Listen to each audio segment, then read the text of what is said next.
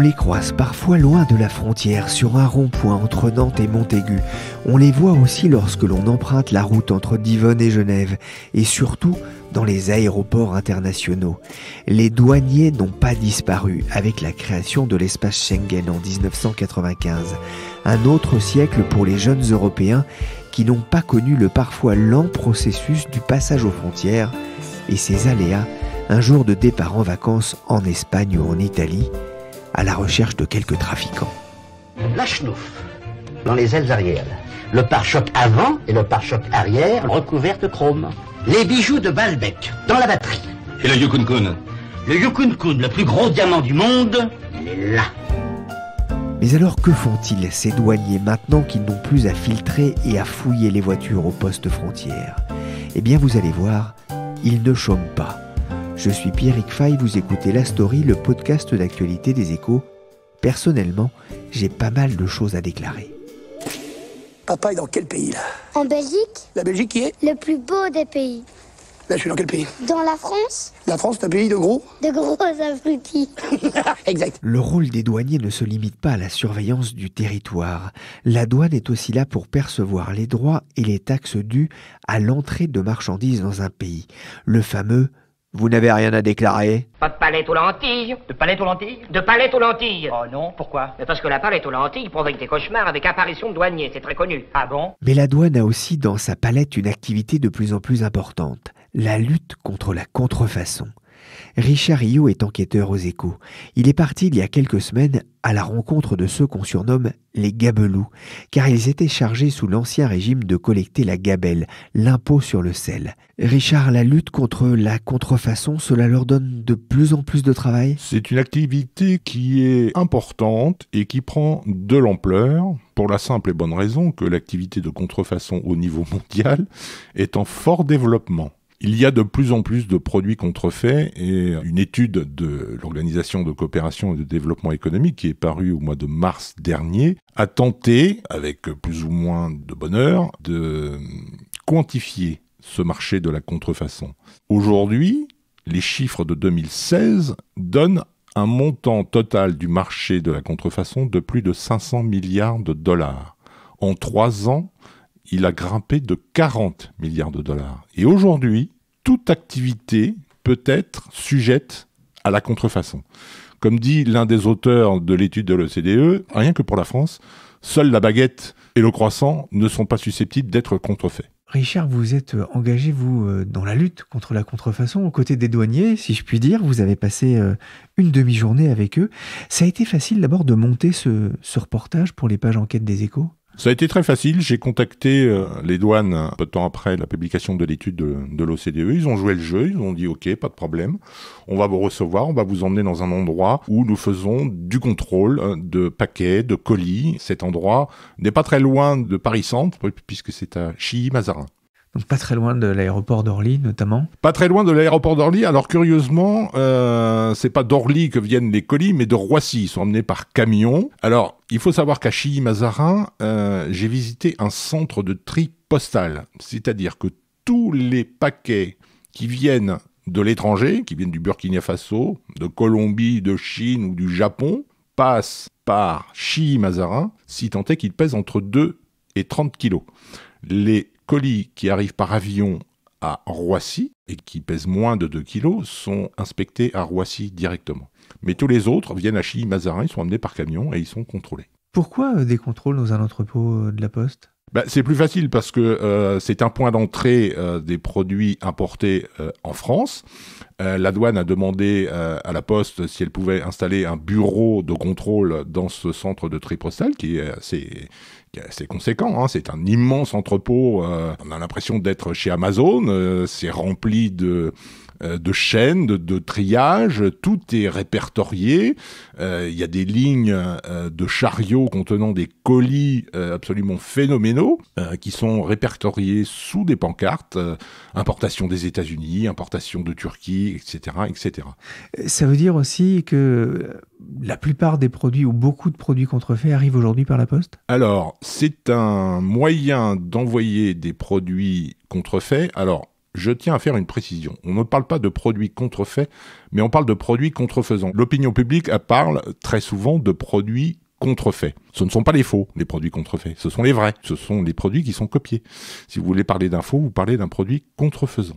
C'est une sémantique juridique, mais qui est assez importante. Alors vous êtes rendu dans cet entrepôt. Il y a une chose qui vous a marqué sur place, hormis le bruit ? Hormis le bruit, c'est l'immensité des lieux et le nombre incalculable de produits qui circulent dans cet entrepôt. Il y a aussi la vitrine de la douane dans les bureaux ? Alors, il y a la vitrine de la douane qui est dans un coin de cet entrepôt. Il y a à peu près une vingtaine d'agents douaniers et ils exposent leurs plus belles prises. C'est assez marrant de regarder ce qu'elle contient. J'ai pu voir qu'elle contenait une fausse Coupe du Monde, des fausses lunettes Gucci, bien évidemment, des faux bijoux de Louis Vuitton. J'ai pu voir aussi un album de Tintin qui n'existe absolument pas. Il s'appelle Tintin en Thaïlande. Sont exposées également des fausses guitares Gibson. Il y avait même un faux vélo, un VTT de marque Land Rover, alors que Land Rover, à ma connaissance, ne fabrique pas de VTT. D'autres produits qui étaient exposés, c'était des rideaux gris et blancs, estampillés Louis Vuitton.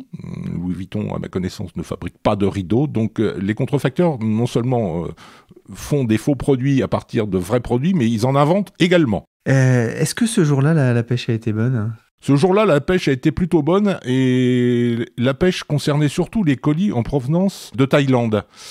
C'était l'époque des vacances de Pâques, beaucoup de Français sont partis en Thaïlande et il arrive très souvent que ces touristes français en Thaïlande ne veulent pas revenir avec des faux produits qu'ils ont achetés sur place dans leur valise. Donc, l'activité consiste à se faire envoyer chez soi ces faux produits par la poste. Donc la douane, à cette époque-là, surveillait très étroitement les colis en provenance de Thaïlande, comme elle le fait aussi pendant les vacances de février. Est-ce que c'est impossible de contrôler tous les colis, j'imagine, qui passent par ce centre de tri ? Comment est-ce que les douaniers choisissent ? Ils s'en remettent à leur flair, à la chance ? Alors vous avez raison, tous les produits ne sont pas contrôlés. En moyenne, dans ce centre de tri, chaque année, 8 à 12% des colis sont inspectés. Donc c'est ce qui est déjà pas mal, mais ils ne peuvent pas tout inspecter. Alors comment ça fonctionne ? Bon, bien évidemment, ils ne m'ont pas donné toutes les ficelles du métier, mais ça fonctionne par renseignement, ça fonctionne par expérience, ça fonctionne par mode.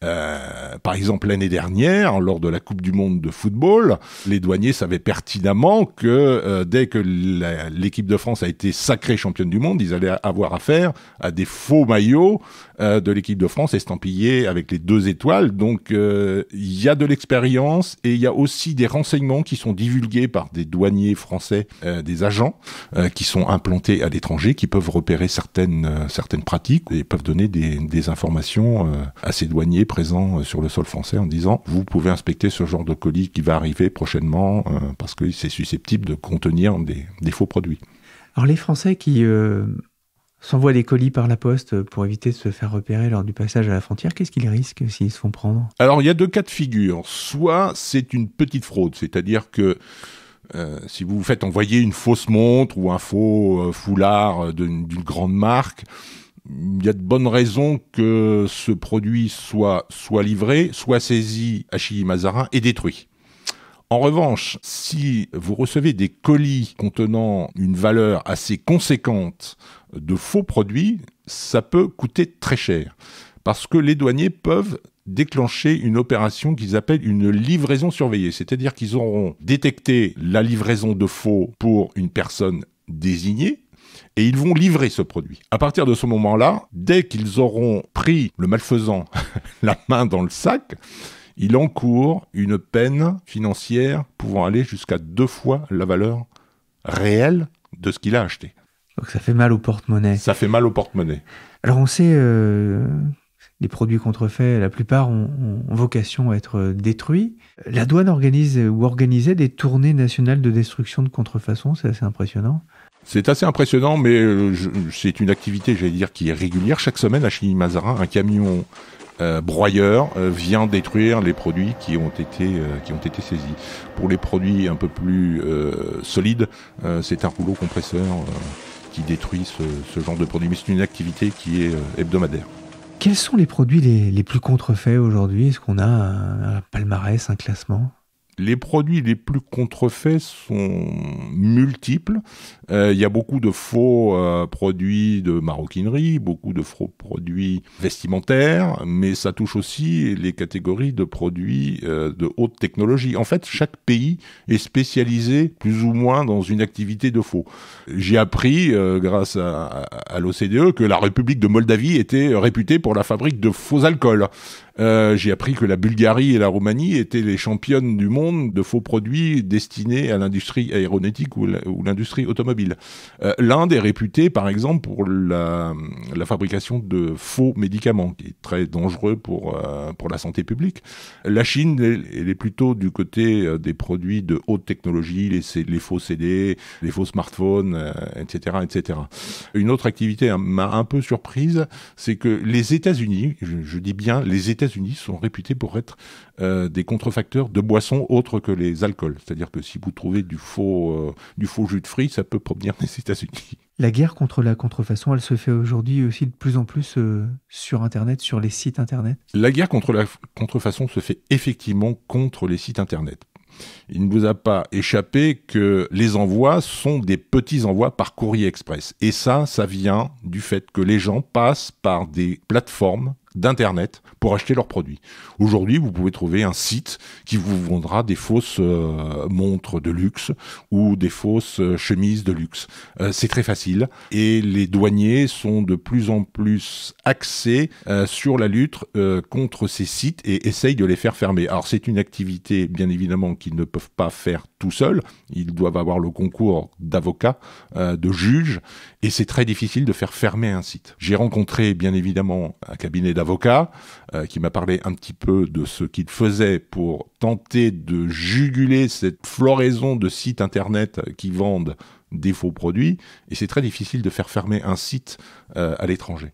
Tout peut être contrefait, mais les malfaisants, pour reprendre l'expression de Richard, ont une appétence pour les chaussures, qui représentaient l'an dernier 22% de la valeur totale des saisies.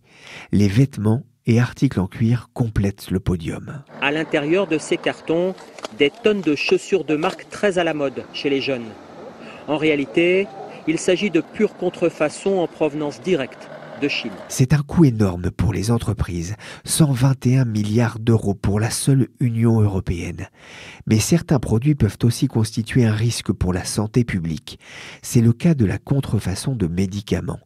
En mai dernier, les douanes ont saisi à Calais, à l'entrée du tunnel sous la Manche, 415 000 comprimés de diazépam, un anxiolytique, pour une valeur estimée à 470 000 euros.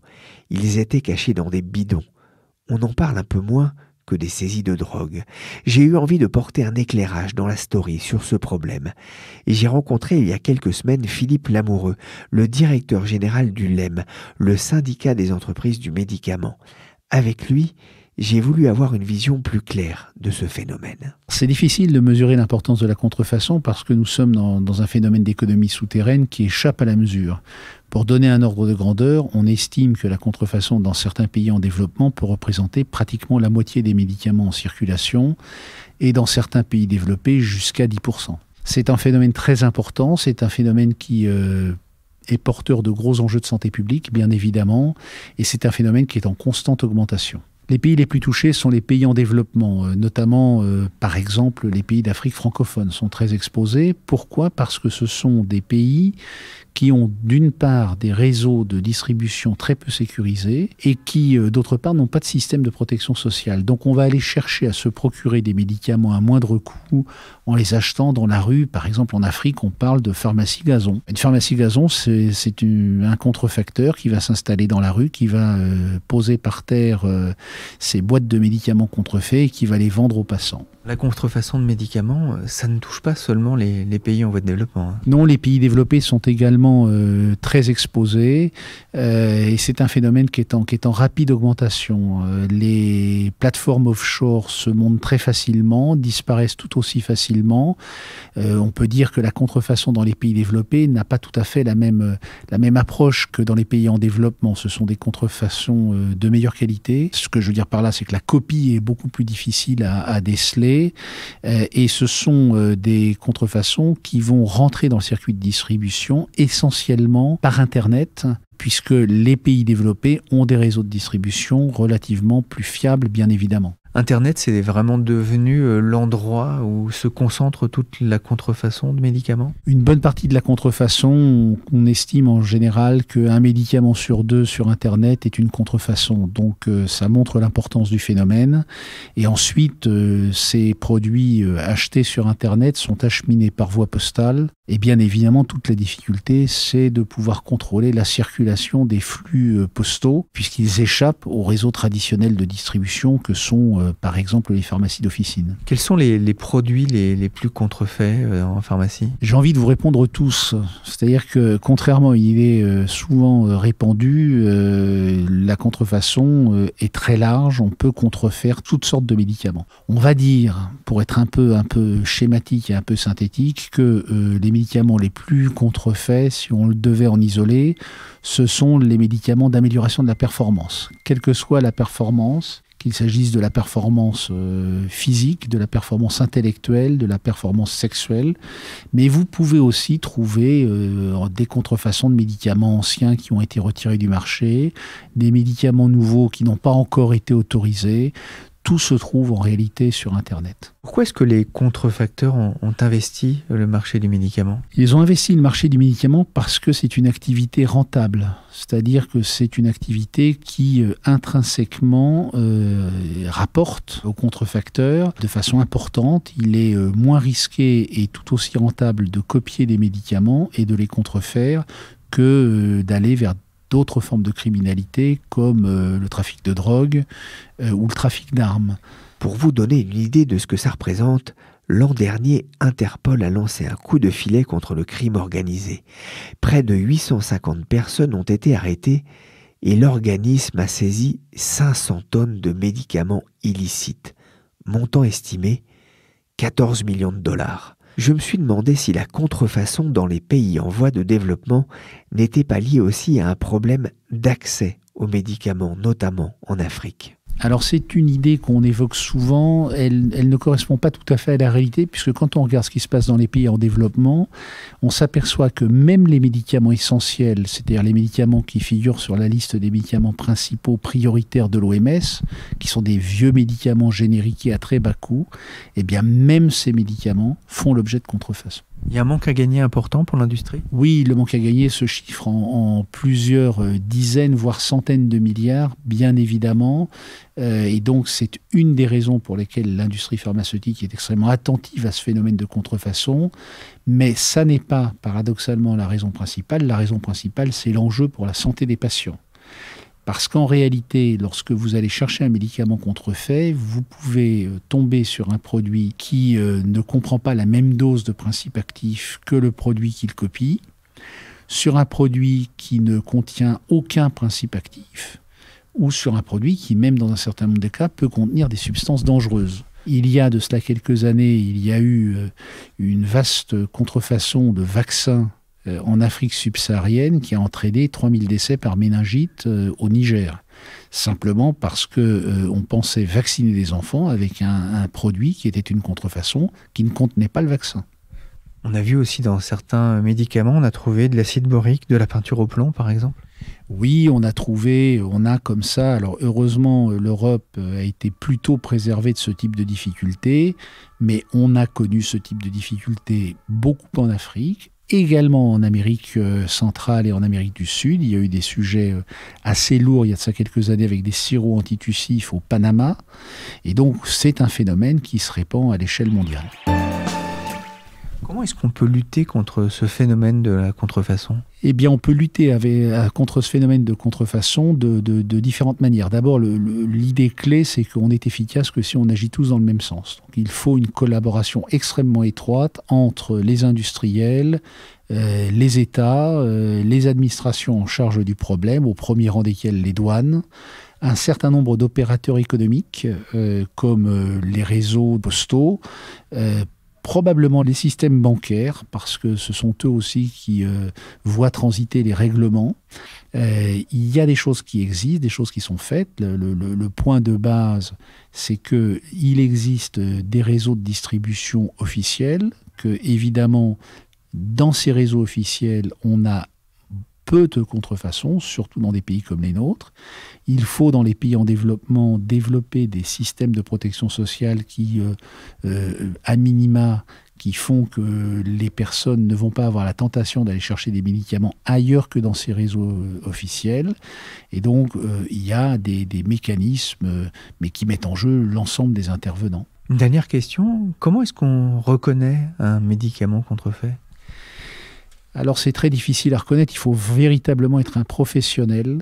Il faut reconnaître que dans un certain nombre de cas, les contrefaçons sont tellement bien faites qu'elles sont très difficiles à distinguer d'un médicament original. Et donc c'est la raison pour laquelle, depuis février dernier, nous déployons un mécanisme au plan européen de codage et de sérialisation qui permet, par un marquage des boîtes, de pouvoir identifier boîte par boîte si l'on est en présence d'une contrefaçon ou pas. Bien évidemment, cette opération de détection, elle est entre les mains du professionnel qui va distribuer le médicament, l'hôpital ou le pharmacien d'officine, mais nous avons désormais un mécanisme de marquage qui permet de s'assurer que le médicament qu'on vous donne n'est pas un médicament contrefait. Ça peut favoriser aussi le travail des douaniers ? Ça peut évidemment favoriser le travail des douaniers. Maintenant, une bonne partie de ce qui est saisi en douane peut être aussi à destination de pays qui n'ont pas ce dispositif, peut-être d'ailleurs peut concerner pas forcément des médicaments conditionnés mais des vracs, et donc les douaniers ont encore beaucoup de travail devant eux, et nous aussi. Merci Philippe Lamoureux du LEM, les entreprises du médicament, et merci bien évidemment à Richard Hillot pour son enquête avec les douaniers. La story, le podcast d'actualité des Échos, s'est terminé pour aujourd'hui. Merci à Nicolas Jean et Mathias Arignon pour cette réalisation sans douleur. Merci à Michel Varnet, véritable anxiolytique pour toute l'équipe. Vous pouvez nous retrouver sur toutes les plateformes de podcast. N'hésitez pas à vous abonner. Pour l'info en temps réel, c'est sur leséchos.fr.